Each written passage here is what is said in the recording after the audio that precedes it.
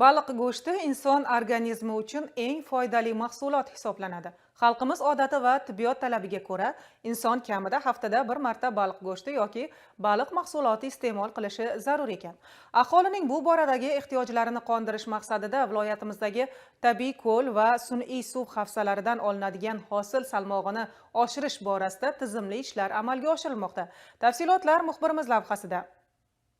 Qishloq xo'jaligining bir qadar mehnat va tashkilotchilik talab etadigan, ammo daromadi salmoqli bo'lgan baliqchilik tarmog'ini rivojlantirish maqsadida Vobkent tumanida ham mavjud imkoniyatlar ishga solinmoqda. Ayniqsa, tadbirkorlik subyektlari tomonidan sun'iy suv havzalari tashkil etish, baliqchilikni zamonaviy va ilmiy asoslangan loyihalar asosida rivojlantirish ijobiy natija va yuqori ko'rsatkichlarga asos bo'lmoqda. Tumandagi Nozim Nodir ko'li mas'uliyat cheklangan jamiyatidamiz.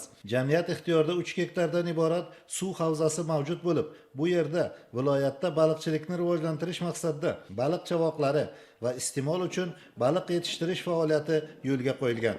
Tadbirkor Odil Vahobovning izlanishlari va sa'y harakati bilan bu yerda xorij davlatlardan yuqori mahsuldorlikka ega baliq turlarini keltirish, inkubatoriya usulida ko'paytirish, ularni turdosh korxonalarga yetkazib berish borasida e'tirof etishga arzigulik natijalarga erishilmoqda.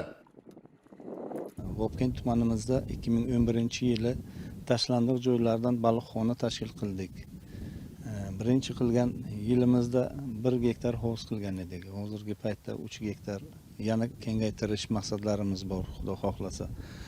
Kelgusidagi yangi turlarni ham olib kirish maqsadlarimiz bor. Avvallari 1 gektardan 500 kilo 1 tonna baliq olsak agar, ana hozirgi paytda 1 gektardan 15 tonnagacha olyapmiz.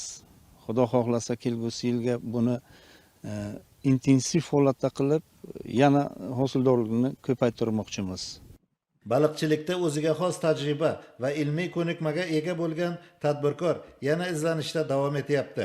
Ayni kunda u xorij davlatidan katta mablag' evaziga olib kelinayotgan baliq ozuqalarini mahalliy sharoitda va mahalliy xomashyodan foydalangan holda ishlab chiqarish borasida bir qator natijalarga erishgan. Maqsadimiz chiqarayotgan mahsulotimizni tan narxini arzonlashtirish. O'sha uchun o'sha davlatlarda ishlab chiqarilgan ekskruder apparatini cho'kmaydigan oqsilga boy yemlarni shu yerga o'zimizga ishlab chiqarishni yo'lga qo'ymoqchimiz. O'zimizni ta'minlaymiz, yana atrofimizda baliqchilik xo'jaliklarini ta'minlaymiz. Yana bir e'tiborli jihat, tadbirkorning talabi va tashabbusi asosida joriy yildan e'tiboran uning ixtiyoridagi sun'iy suv havzasi 9 gektarga yetkazib berilgan. Bir so'z bilan aytganda, mahalliy hokimlik va tashabbuskor tadbirkor bugun hamjihatlik asosida xalqimiz orasida 7 xazinaning bir sifatida qadrlanadigan baliqchilik tarmog'ini rivojlantirish borasida ish olib borishmoqda. Bu sa'y harakatdan ko'zlangan asosiy maqsad esa aholi dasturxoni va savdo rastalarini sifatli hamda parhezbob baliq go'shti va baliq mahsulotlari bilan to'ldirishdan iborat.